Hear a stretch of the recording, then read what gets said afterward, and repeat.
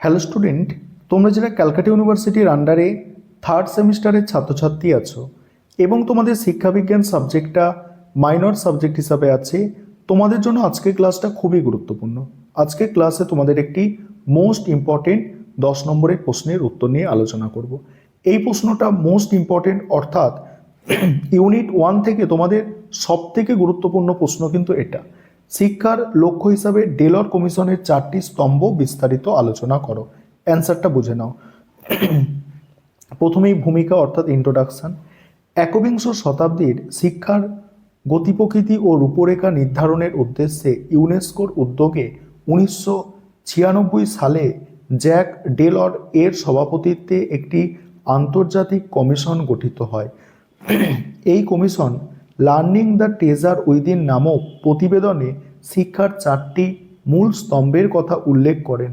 আধুনিক সমাজ গঠন ও মানব সম্পদ উন্নয়নে এই 4টি স্তম্ভ বা ভিত্তি অত্যন্ত গুরুত্বপূর্ণ ভূমিকা পালন করে। নিচে এগুলি বিস্তারিত আলোচনা করা হলো। 1 নম্বর পয়েন্ট, অর্থাৎ প্রথম হচ্ছে জানার জন্য শিক্ষা, অর্থাৎ লার্নিং টু নো। এই স্তম্ভের মূল কথা হলো জ্ঞান অর্জনের উপায় বা পদ্ধতি আয়ত্ত করা। এর অর্থ কেবল প্রচুর তথ্য মুখস্থ করা নয়, বরং শিক্ষার্থীদের মধ্যে জানার আগ্রহ, অনুসন্ধিৎসা এবং বিচারকরণের ক্ষমতার বিকাশ ঘটানো। বিশ্বকে সঠিকভাবে বোঝার জন্য প্রয়োজনীয় সাধারণ জ্ঞান এবং নির্দিষ্ট বিষয়ে গভীর জ্ঞান অর্জন করা এর অন্তর্ভুক্ত।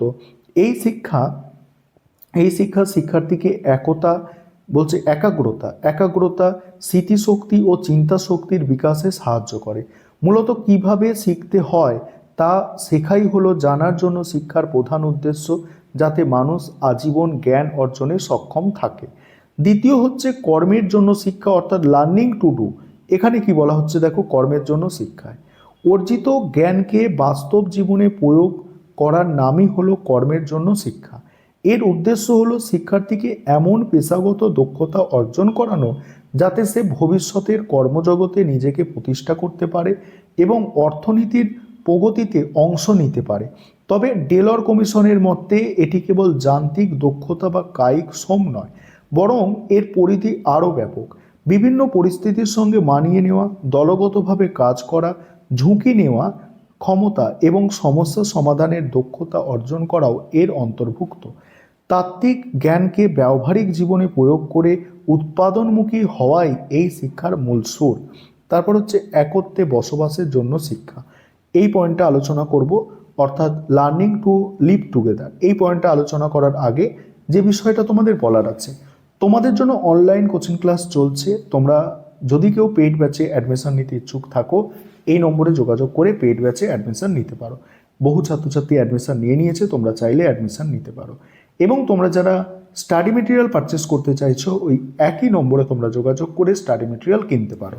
দেখো, এই পয়েন্টটা বোঝো। বর্তমানে সংঘাতপূর্ণ ও হিংসাত্মক বিশ্বে এই স্তম্ভটি সর্বাপেক্ষা গুরুত্বপূর্ণ। জাতি, ধর্ম, বর্ণ ও ভাষা নির্বিশেষে একে অপরের প্রতি শ্রদ্ধা, সহনশীলতা এবং পারস্পরিক বোঝাপড়া গড়ে তোলাই এই শিক্ষার লক্ষ্য। শিক্ষার্থীদের মধ্যে এমন মানসিকতা তৈরি করতে হবে যেখানে তারা অহিংস উপায়ে বিবাদ নিষ্পত্তি করতে পারে এবং অপরের অধিকার ও সংস্কৃতির প্রতি শ্রদ্ধাশীল হয়। তারপরে দেখো, সমাজবদ্ধ জীব হিসাবে অন্যের সুখ দুঃখে পাশে দাঁড়ানো, বিশ্ব ভ্রাতৃত্ববোধ জাগিয়ে তোলা এবং একটি শান্তিপূর্ণ সমাজ গঠন করা এর প্রধান উদ্দেশ্য। তারপর হচ্ছে দেখো, মানুষ হয়ে ওঠার শিক্ষা। এখানে কি বলা হচ্ছে দেখো, মানুষ হয়ে ওঠার শিক্ষা। ডেলর কমিশনের মতে শিক্ষার চূড়ান্ত ও সামগ্রিক লক্ষ্য হলো ব্যক্তির পরিপূর্ণ বিকাশ। শরীর, মন, বুদ্ধি, সংবেদনশীলতা এবং আধ্যাত্মিক চেতনার সুষম বিকাশের মাধ্যমে একজন স্বয়ংসম্পূর্ণ মানুষ তৈরি করা। এই শিক্ষা ব্যক্তিকে স্বাধীনভাবে চিন্তা করতে এবং নিজস্ব বিচার বুদ্ধি প্রয়োগ করে সিদ্ধান্ত নিতে শেখায়।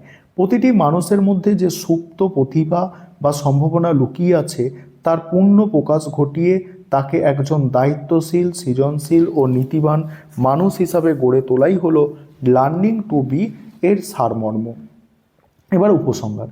পরিশেষে বলা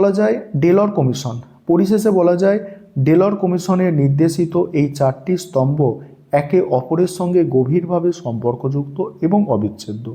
একবিংশ শতাব্দীর জটিল চ্যালেঞ্জ মোকাবিলা করে এটি বলছে একটি সুস্থ, সুন্দর ও প্রগতিশীল সমাজ গড়ে তোলার জন্য এই চতুর্স্তম্ভের গুরুত্ব অপরিসীম। এটি কেবল ব্যক্তিগত সাফল্য নয়, বরং বিশ্ব শান্তি ও মানব কল্যাণের পথকে প্রশস্ত করে, যা শিক্ষার প্রকৃত সার্থকতা বহন করে। এই ছিল তোমাদের আজকে মোস্ট ইম্পর্টেন্ট একটি প্রশ্নের উত্তর।